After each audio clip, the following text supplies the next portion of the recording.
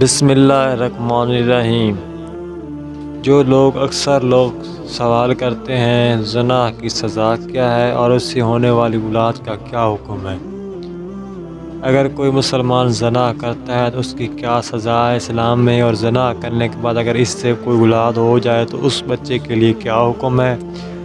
زنا کرنے والے مرد اور عورت دونوں شادی شدہ ہیں، اسلام میں اس کی کیا سزا ہے اور کیسے ان کی مغفرت ہوگی۔ زنا اللہ تبارک و تعالیٰ کے نزدیک کتنا بڑا گناہ ہے، یہ لوگ اکثر سوال کرتے ہیں۔ آج اسی سوالوں کا جواب میں آپ کو بتانے والا ہوں۔ زنا کرنے والا شخص اگر غیر شادی شدہ ہے تو اس کی سزا 100 کوڑے ہیں، اور اگر شادی شدہ ہے تو اس کی سزا سنگسار کیا جانا، آدھا جسم زمین میں گاڑ کر پتھروں سے اسے مارا جائے یہاں تک کہ اس کی جان نکل جائے۔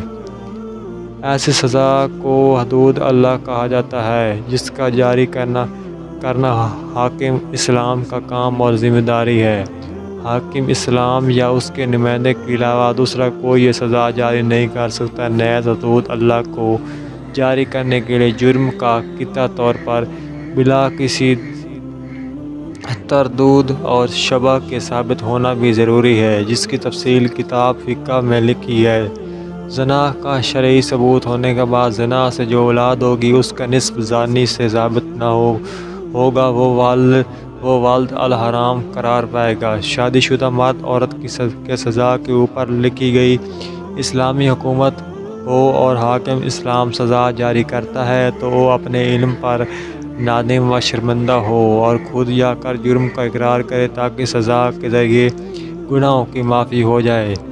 اگر حاکم اسلام سزا جاری کرنے والا نہ ہو تو بھی اللہ تعالیٰ سے توبہ استغفار کرے تو اس کے سامنے روئے گڑھا کے معافی مانگے، بار بار ایسا کرے یہاں تک کہ دل گواہی دے کہ اللہ تعالیٰ نے معاف کر دیا ہوگا۔ زنا کی حرمت اور مذمت قرآن پاک میں بے شمار آیات و حدیث مبارک میں وارد ہوتی ہیں، جن کا حاصل یہ ہے کہ شرک کے بعد بڑے گناہوں سنگین ترین گناہ زنا ہے، جو انسان کو ہلاک اور برباد کرنے والا ہے، اور اس کی سخت ترین سزائیں دنیا اور آخرت میں بیان کی گئی ہیں۔ اور زنا کے قریب جانے سے منع کیا گیا ہے، اس لیے بد نظری کو حرام کیا گیا ہے۔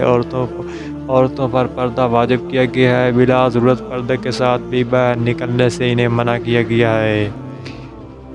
الاعمال نامی کتاب کا مطالعہ کریں۔ یہ کتاب حکیم الامت مولانا اشرف علی تھانوی قدس سرکی ہے۔